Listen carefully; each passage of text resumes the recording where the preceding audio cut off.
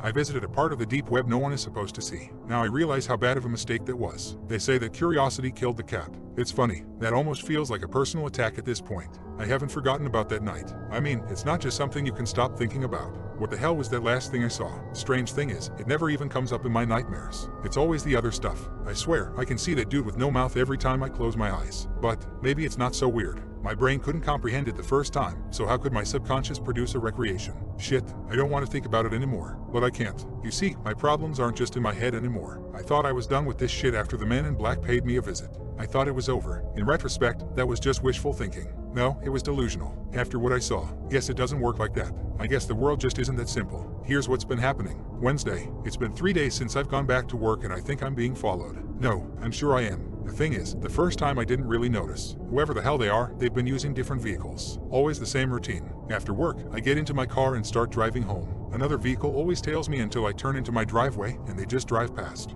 Now, if it happens once, whatever. But 3 times, under normal circumstances I could call it a coincidence. For obvious reasons, I can't do that right now. I'm not really sure what the hell they want. Maybe they're trying to monitor me. God, that's all I hope they're trying to do. If that's the case, I'll just lay low and ride it out. Just give them what they want. Thursday. This time, I tried to get a glimpse of them in my rear view. Windows were tinted. Great. Again, I pulled into my driveway and they kept going. Now, I know I said I was just going to ride it out, but this kind of shit really does take a toll on you. I don't want to deal with whatever the hell this is anymore. I swear they're following closer and closer each time. Friday. I did something different today. Took public transit instead of driving. I've never needed a drink more in my life, so I went to a bar after work. I guess this was more of an experiment, to see how closely they've been tracking me. If they're bothered by the waiting, then they can go fuck themselves. I'm still living my life. Although, I couldn't keep my eyes off the windows the whole time I was in there. After getting sufficiently wasted, I flagged a cab down. And surprise, surprise, there they were, right behind us. But here's what I didn't expect. It was the same car from yesterday. Looks like they gave up the incognito act. Not sure how to feel about that. Damn it, something else has changed. They didn't just keep driving this time.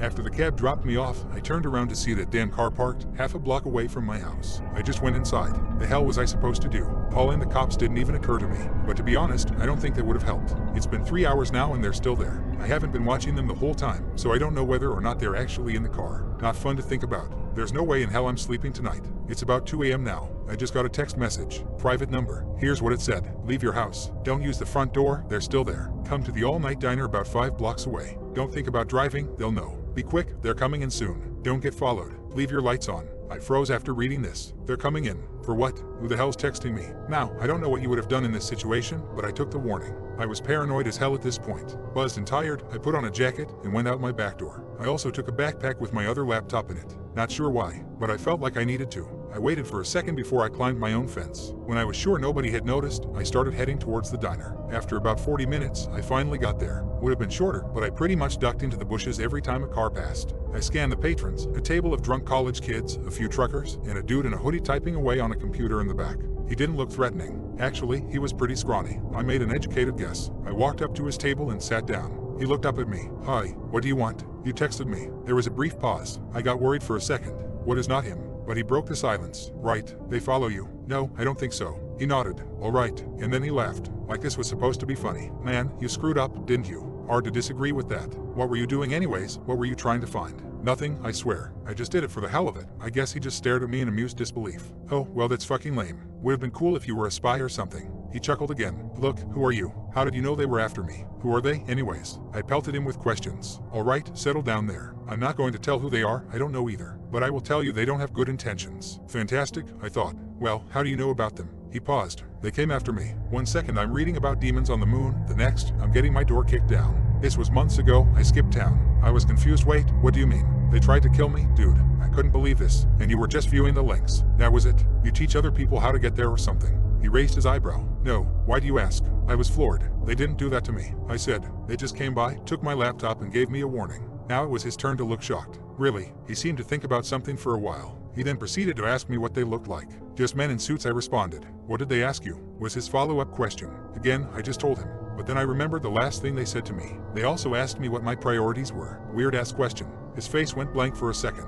Yeah, strange, ain't it? What followed was an uncomfortable silence. I finally asked him the thing that had been on my mind ever since that night, that page with just the 4 links. What the hell is that supposed to be? He raised his eyebrow and told me he didn't know what I was talking about. This is where things got strange. After I told him a rough explanation of what I had saw, his expression changed completely. I could make out a sudden flare in his demeanor. What did you type at the prompt? He asked me. What also seeks me? I answered. I was thoroughly confused at this point. Isn't that what you did as well? He just shook his head. No. He then shut his laptop and stood up. Well, where the hell are you going? I inquired. We've been here too long. Look, I know you have questions, but I can't answer them for you. Go to a motel tonight or something. And just like that, he was gone. What was I going to do? Stop him? I still have no idea who the hell this guy is. The only thing I got out of him was his name, Jackson. And even that's probably fake. Tired as hell and still a little bit drunk, I left the diner and tried to stay hidden as I looked for a nearby motel. Obviously, this wasn't fun. Now here I am, sitting in some sketchy motel at 4:30 a.m. I can barely keep my eyes open, but I also can't help but look over my shoulder every second I'm awake. This is the pinnacle of shitty situations. I guess I'll try and get some sleep.